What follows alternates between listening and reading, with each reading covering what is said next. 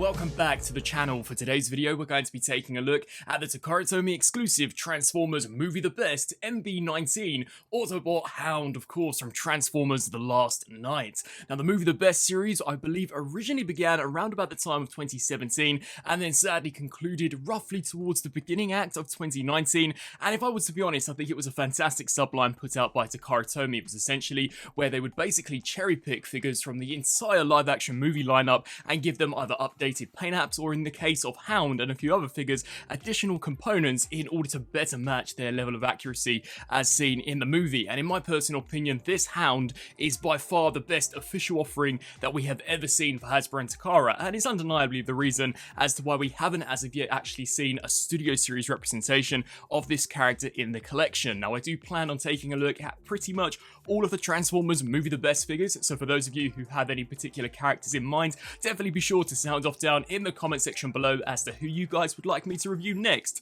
over on the channel. Now, we'll kickstart the video off, of course, taking a look at Hound as he comes packaged in his vehicle mode, and it's awesome. Now, considering that this guy is basically just a reissue of the Hound that we saw as part of the original Transformers The Last Knight toy line, the major difference is in fact that this version now came with a much more movie accurate canopy, which basically attached onto the back half of the truck. The original version just basically had a few cannons mounted, which, to not discredit the designers at all, they were merely just going off concept art, but it was super inaccurate to how the actual final product appeared in the movie. And overall, this just looks so much more accurate, and this guy did in fact also include the entire lineup of weapons that we saw come packaged with the 2014 Age of Extinction Voyager class Hound. So this really was the complete package for those of you like myself who were a huge fan of the character in the live action movies. Now, as we bring this in here for a closer look, you can see as far as an actual truck mode is concerned, this is impeccable. This is by far one of my favourite alternate modes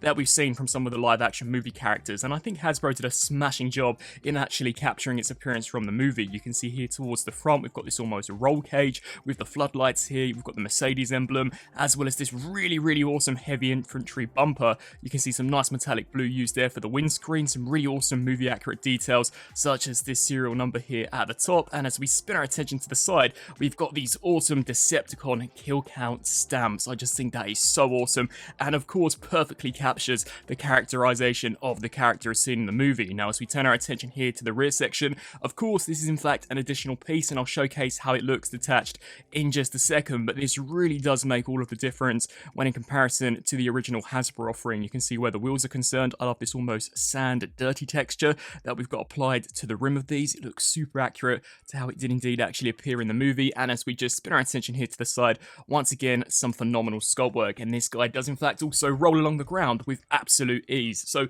in terms of an alt mode, this is absolutely a 10 out of 10 banger. This guy is awesome. Now, you can see we do have one of those Age of Extinction machine guns actually attached here along the side. If I just remove that, you can see we can create a slightly cleaner look for Hound, but just to showcase what the new attachment was that was given to us by Takara for this MB release, basically you just want to wriggle this canopy off, which can be a little easier said than done, but basically this was the original version that we saw from Hasbro first time round. It never included that canopy, and it looked super bare and, let's be honest, really unfinished, as this was not the look that we saw in the movie. And it's quite interesting to see just how much of a simple inclusion of an accessory can drastically alter the look of the alt mode. But you can see here it is basically a canopy. Now, in terms of robot mode integration, it almost becomes a riot shield, which I'll showcase in just a second, but you can see that we've got basically all of the firepower that original 2014 Voyager came with completely stacked and stored away underneath this. That is so awesome. So included are two of these shotguns, which look really nicely done. You can see completely cast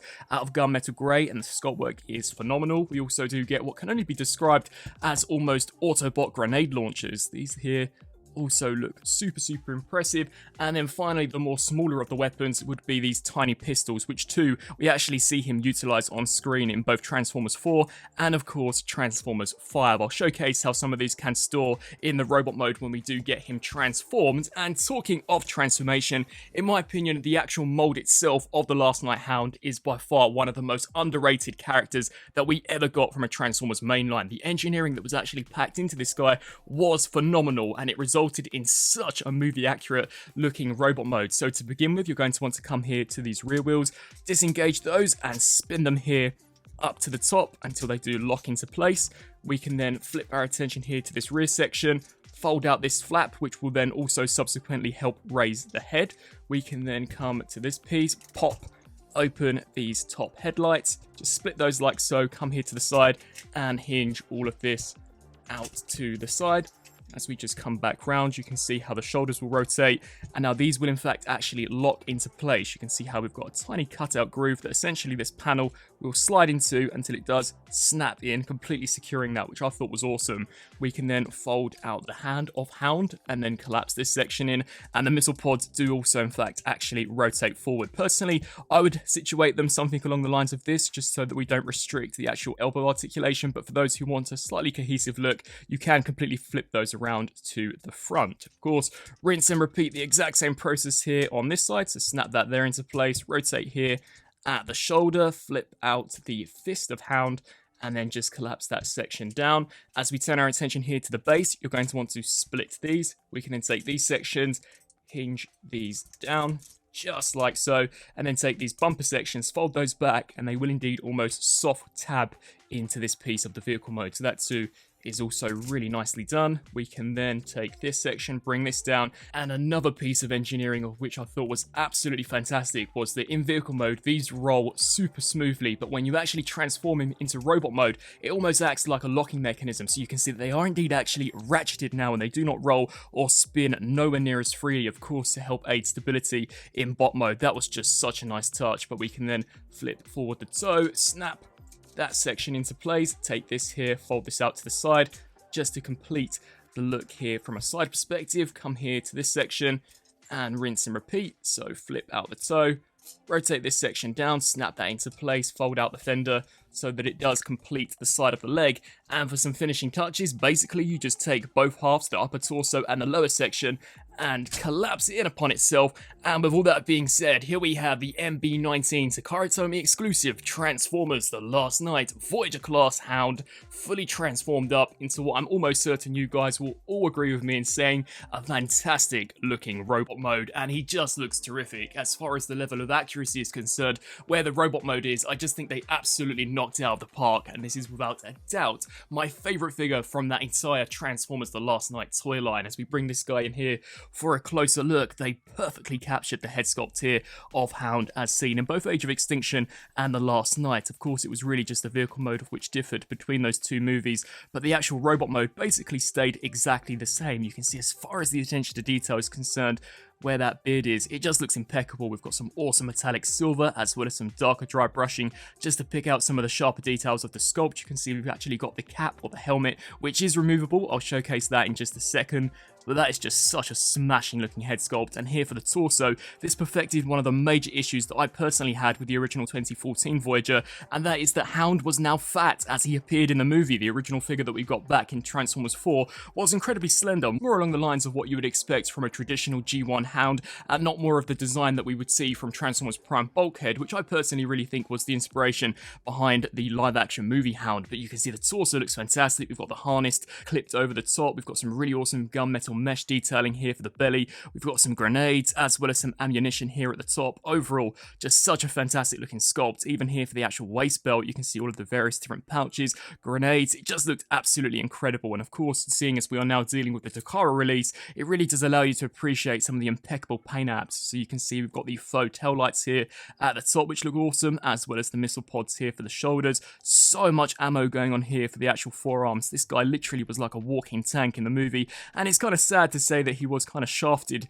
in Transformers 5, considering some of the awesome battle sequences he did create in Age of Extinction. But you can see here for the legs, these two also look pretty impressive. The only downside would be that the back leg kibble doesn't look the best, but considering Hound is a lot more of a stubbier character when in comparison to say the likes of Optimus Prime, I really don't think that overall this looked too bad whatsoever. Now in regards to articulation, despite him being incredibly chunky, he's actually pretty poseable. So as far as the head is concerned, this can look up as well as down, tilt side to side, as well as rotate left to right, which is awesome. We do get a full rotation where the shoulders are concerned, a hinge joint out to the side, as well as a double joint here at the elbows due to transformation, which is just terrific. We of course do see a bicep rotation, a full rotation where the wrist is concerned, as well as a waist rotation, albeit on a ratchet joint, so that there is super awesome. The waist belt can hinge out of the way in order to allow the legs to kick roughly to 90, as well as back to that far, out to the side, rotation at the thigh, as well as a 90-degree bend there at the knee, which is super surprising considering just how much kibble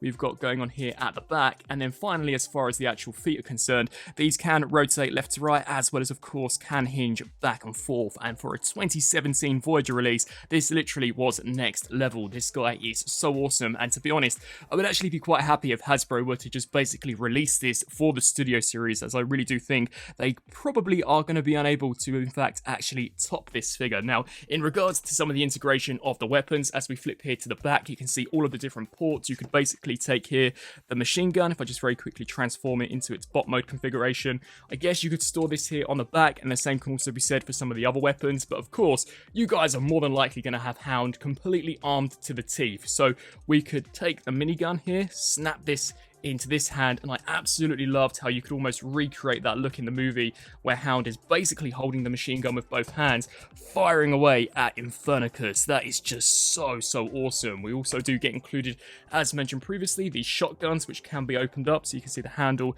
does deploy. And just to show you guys how they look, once again, super awesome. The same can also be said here for the pistols, as well as the actual grenade launchers.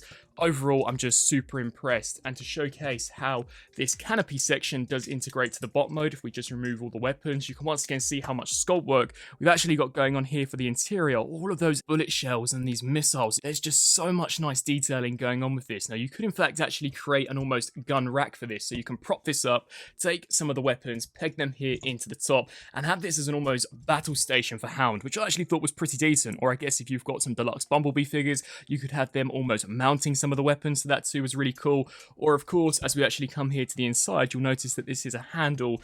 You can take this and clip this into Hound's hand and have this as a riot shield, and I can absolutely believe for sure that he would use something like this in the movie.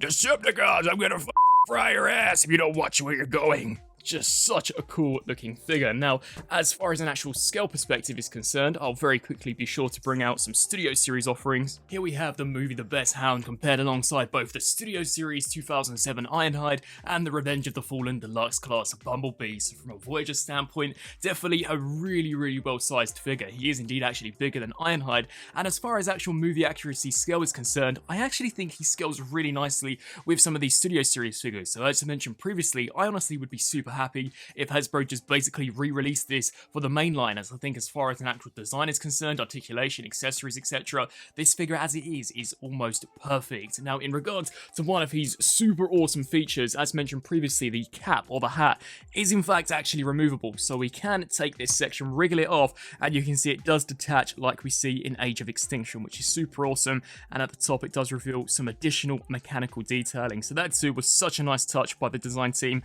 over at both Hasbro and Takara. I believe we see him do this when he basically clubs a Decepticon to death in Age of Extinction, so overall just such an amazing amount of detail was packed into this figure, and without a doubt he is by far not only one of my favourite movie The Best releases, but probably one of my favourite live action movie releases of all time. And so, some final thoughts for this Takara Tomy Transformers Movie The Best MB-19 Transformers The Last Night Autobot Hound. As you guys could probably guess from this review, I think this figure is absolutely fantastic. To begin with, it was already an exceptional mold released originally in the second wave of the mainline for Transformers The Last Night, but Takara just took it, applied a ton load of paint to this, and of course added that brand new almost canopy section to truly complete the look of the vehicle mode. And not to forget that they also packed in all of those Age of Extinction weapons that truly did kind of make the original Transformers The Last Night Hound feel kind of lackluster, considering this guy for the most part was the heavy infantry of the Autobots. It was sad to see that the original The Last Night figure didn't come packaged with any proper weapons,